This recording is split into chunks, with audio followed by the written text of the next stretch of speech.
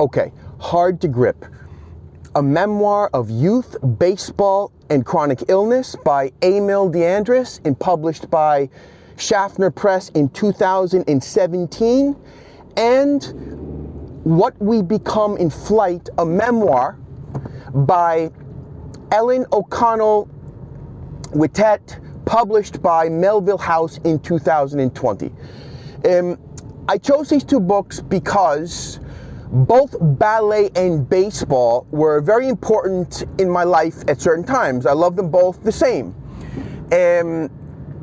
Also, I was fascinated by, or I am fascinated by, people who sacrifice their bodies for an art or for a sport, and then suddenly, due to an injury, are incapable of doing what they define themselves by, or what they most love. Although Whittet seems to feel, this seems to be one of the agendas of her book, that this only pertains to ballet, sacrificing one's body for art. Obviously, it doesn't just pertain to ballet. This also pertains to, for example, pitchers in baseball like Emil DeAndreis is. They abuse their arms for 9 innings, or American football, or boxing. People destroy their bodies, even their minds, to be able to perform at their highest possible level. So I was fascinated by that idea.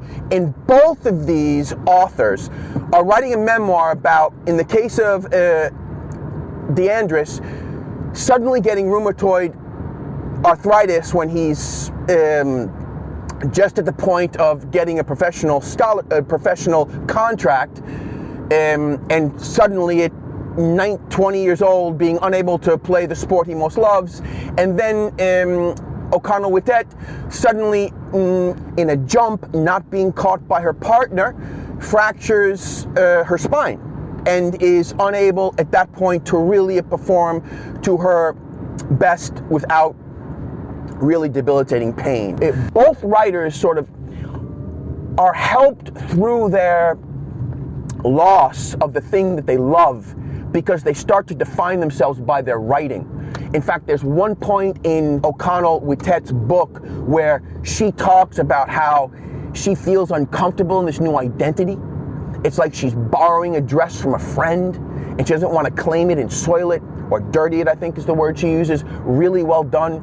I can totally relate to that. Both books do a good job of kind of showing how, if you're a pitcher and you're hurt, you just don't tell this to a coach. It's better not to show up, right? And it's the same with O'Connell Whittet. I mean, it's almost as though if you're anorexic in ballet, right? If you disregard your injuries in ballet, you're considered, more a part of the club, because you're willing to sacrifice yourself, okay, for the art. She does a really good job describing that. Both writers write very effectively, very well about the activities that define them up until they were about 20 years old or 18 or 19 years old. I would say that DeAndreis does it for longer stretches. He's able to write solidly and well for sometimes 80-page chunks. Let's begin with his book. I would say it begins clumsily. I would say when he writes about his high school career, he hasn't found his voice yet.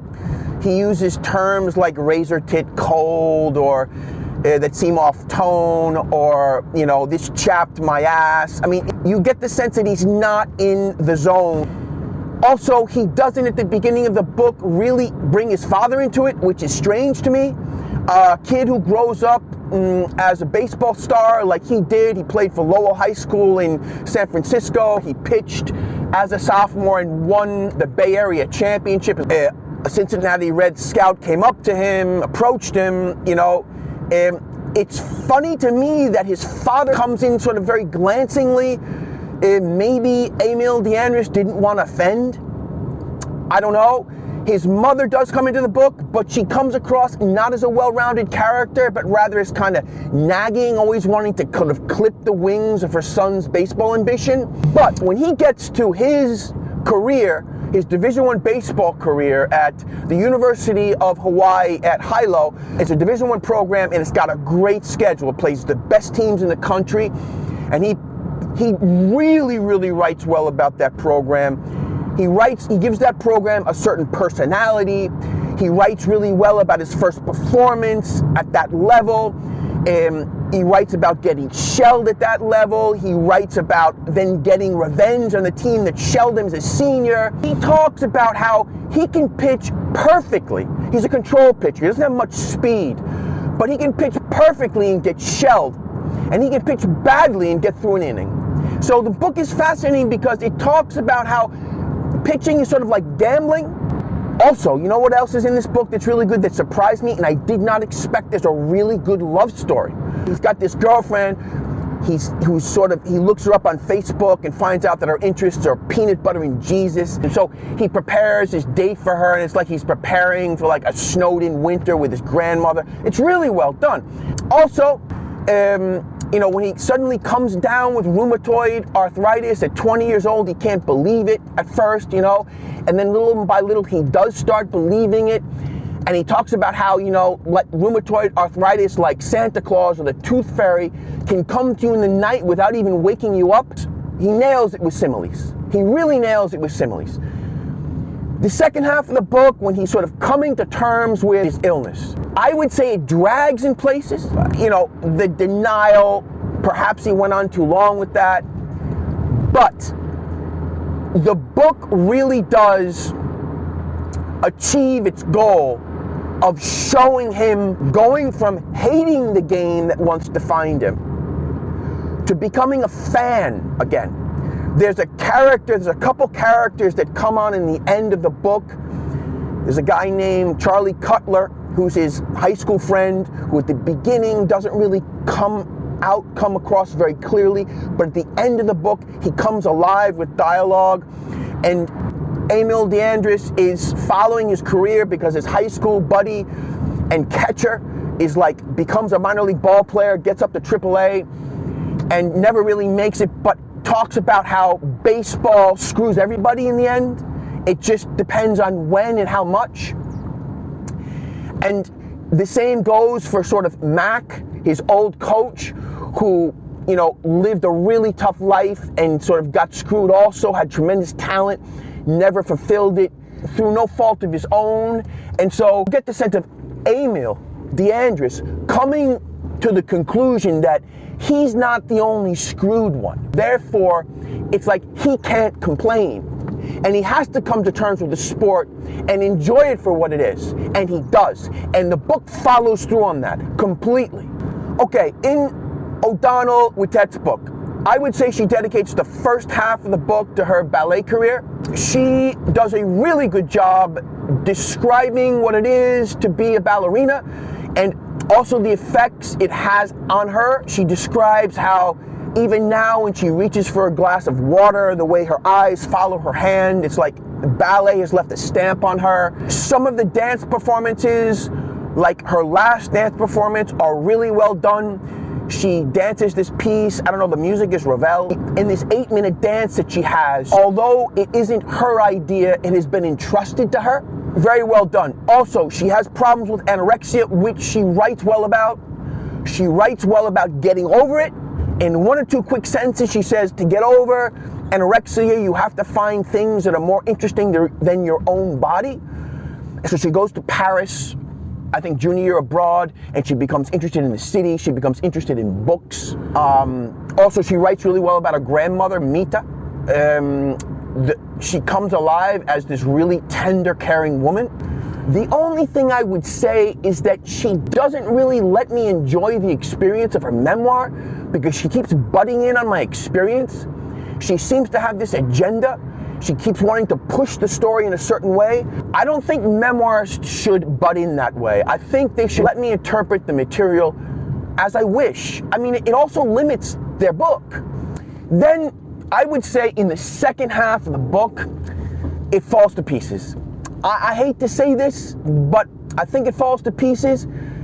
You know, I'm totally pro-writer, and I don't want to, I am sure that she is humble and aware as a human being, right? But I have the sense that in the second half of the book, she didn't know what to write about, and either her agent or her editor told her, you gotta draw this thing out. So what she ends up doing is she ends up falling into what can only be read as a kind of self-aggrandizement. Everything is overwrought. Like, you know, an idea will fall on her like dawn, or, you know, feelings that are as inevitable as nightfall. Or at one point she says, my story, like Eve's, begins with a fall. I mean, we all, okay, come across, we all become self-absorbed. We all think at times that we're the center of the universe. But when we're writing books, we want to edit that part of ourselves out. And this is where editors come in. This is where agents come in. Like, why was there nobody to tell her? You haven't gotten it yet, all right? Just rewrite this. Because if this comes out, you're gonna come across as whiny, you're gonna come across as self-aggrandizing, this is gonna come across as navel-gazing. Why did nobody tell her that? So, would I recommend these two books? Hard to Grip by Emil DeAndreis? Absolutely. I mean, the guy really does show what it's like to go through the full cycle of loss. And he really does show what it's like to be defined by a sport or an activity. Could certain sections have been edited out? Absolutely. But yes, I would recommend the book. What we become in flight? I don't know, man. The first half of the book is very promising, but I cringed through the whole second half of the book, man. Getting angry, not at her, but at the system for letting this book get out there. You have to treat writers with talent better than this, man. She is a good writer, but she has not written a good book. She has not written a good book. She's written a good half of a book, and not a great half. She's a bit too preachy. She sermonizes too much. The story would have done the work for her. She didn't have to connect the dots for us with a heavy hand. She didn't have to do that. Sometimes I wonder, you know, like, who's fucking running the system, right? A schmuck like me knows this, and these professionals don't?